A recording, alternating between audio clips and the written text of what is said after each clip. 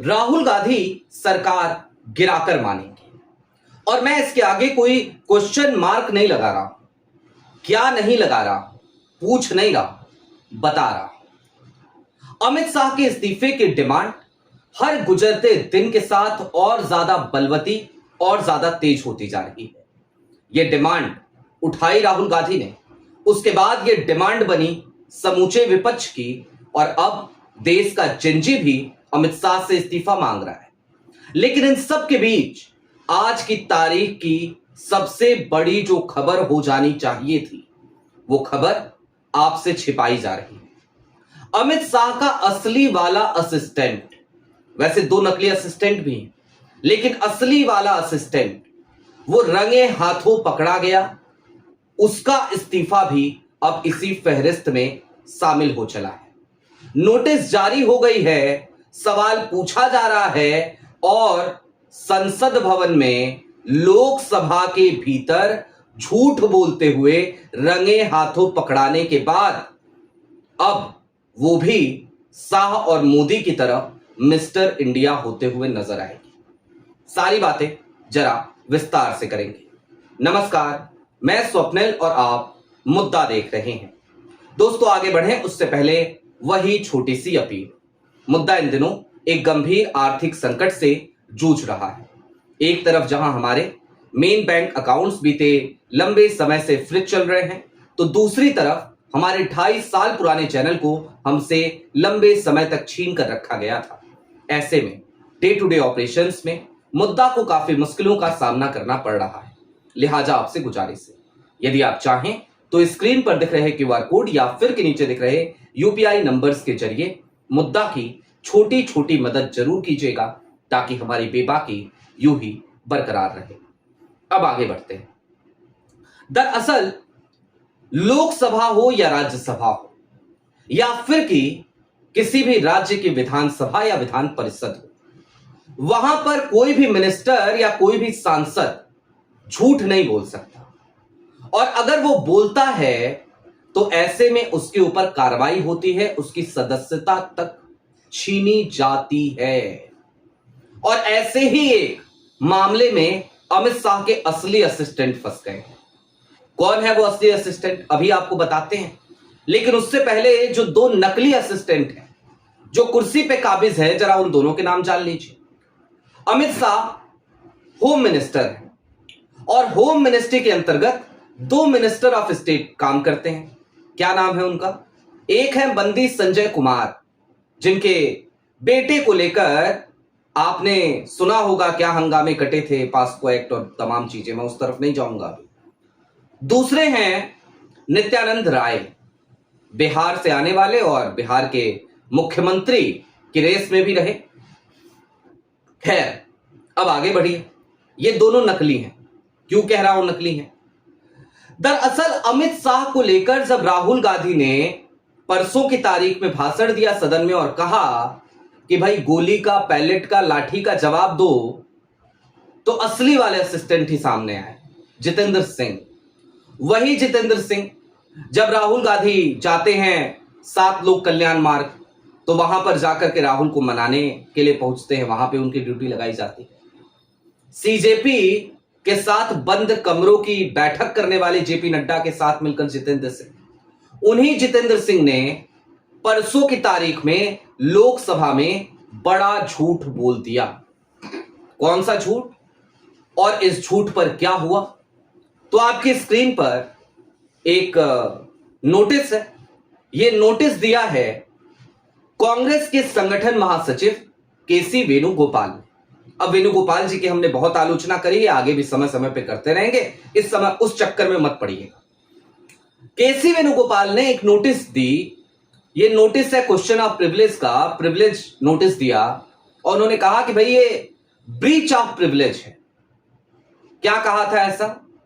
बकायदा उस चीज को, उस स्टेटमेंट को कोट किया केसी वेणुगोपाल ने अपने नोटिस में और कहा कि भाई मिनिस्टर ऑफ स्टेट ने उस दिन लोकसभा में कहा कि हमने कहीं भी गोली चली ही नहीं है, तो उसका जवाब क्यों दे, सिर्फ और सिर्फ टीयर गैस चले हैं। अब जाहिर सी बात है, ये एक सफेद झूठ है। इतना सफेद कि पूछिए मत, क्योंकि जीडी एंट्री भी सामने है, मरीज भी सामने है। जीडी एंट्री में बताया जा चुका है कि कितने इलेक्ट्रिकल सेल थे, कितने नॉन इलेक्ट्रिकल सेल थे टीयर गैस के, वो सारी चीजें हैं। पैलेट, कितने पैलेट गन जो है वो जो है हैंडल किए गए, वो भी उसमें है। उसके अलावा पैलेट गन से जो घायल छात्र हैं वो आपके सामने है। एक लड़का तो अपनी आंखों को बचा पाएगा कि नहीं बचा पाएगा, एक आंख से वो देख पाएगा कि नहीं देख पाएगा, इसका कुछ पता नहीं है। एम्स ने बकायदा उसकी रिपोर्ट जारी की है। उसके अलावा एक पत्रकार हैं, उनको भी पैलेट गन के छर्रे लगे हैं। यानी कि जाहिर सी बात है कि भाई गोली तो चली है, पैलेट गन तो चला है, और उसके बावजूद अगर जितेंद्र सिंह लोकसभा में खड़े होकर झूठ बोल रहे हैं तो इसे किस तरीके से देखा जाए। अब इसको लेकर ये नोटिस केसी वेणुगोपाल ने दिया है। इस नोटिस पर निश्चित तौर पर कार्रवाई होगी। अब मैंने ये क्यों कहा कि राहुल गांधी सरकार गिराकर मानेंगे। जितेंद्र सिंह तो खामखा आके फंस गए इस पचड़े में, उनको कुछ बोलना ही नहीं था, डॉज कर जाना था। लेकिन कैसे डॉज करते भाई, क्योंकि पावर सेंटर जो है वो अमित शाह है इस सरकार के। मोदी जी सिर्फ एक मुखौटा है, सिर्फ एक चेहरा है। सरकार और संगठन दोनों चीजें अगर इस वक्त कोई चला रहा है तो अमित शाह है। उनके हिसाब से ही भारतीय जनता पार्टी चलती है, उनके हिसाब से ही इस देश की सरकार चलती है। यह बात जग जाहिर है, इसमें कुछ ढकने छिपाने वाली बात है नहीं। अब अमित शाह का बचाव जितेंद्र सिंह ने किया, लेकिन फंस खुद गए। अमित शाह पहले से फंसे हुए हैं। हालत यह हो गई है कि संसद भवन के भीतर नहीं आ रहे। राजनाथ सिंह, उनको भी आने वाले दिनों के भीतर आप देखिएगा वो भी गायब आपको दिखेंगे। जैसे ही सदन थोड़ा ठीक तरीके से अभी चलने लगेगा, अभी तो ऊहापोह की स्थिति है, 10 दिन बीते हैं, अभी 10 दिन और बाकी हैं, क्योंकि आज की तारीख में लोकसभा को अब 3 तारीख तक के लिए स्थगित कर दिया गया है। उस पर अगली वीडियो अभी लेकर के आऊंगा, आपको बताऊंगा कि कैसे ओम बिरला साहब आहत हो रहे हैं, परेशान हो रहे हैं, बौखला रहे हैं, सर खुजला रहे हैं, बाल कम बचे हैं, लेकिन पता नहीं क्या खुजला रहे हैं, वही जाने। खैर छोड़िए। तो कुल मिलाकर इसे इस तरीके से समझिए दोस्तों कि अब कांग्रेस के टारगेट पर भारतीय जनता पार्टी के तमाम बड़े नाम हैं और सबके खिलाफ नोटिस। राजनाथ सिंह ने शहीदों को लेकर के झूठ बोला था ऑपरेशन सिंदूर के दौरान, उसके खिलाफ भी नोटिस दिया जा चुका है। यानी कि हर तरीके से घेरने की तैयारी सरकार को हो रही है।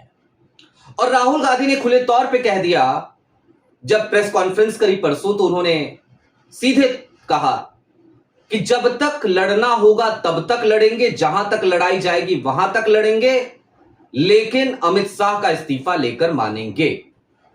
बिना अमित शाह के इस्तीफे के हम नहीं मानने वाले।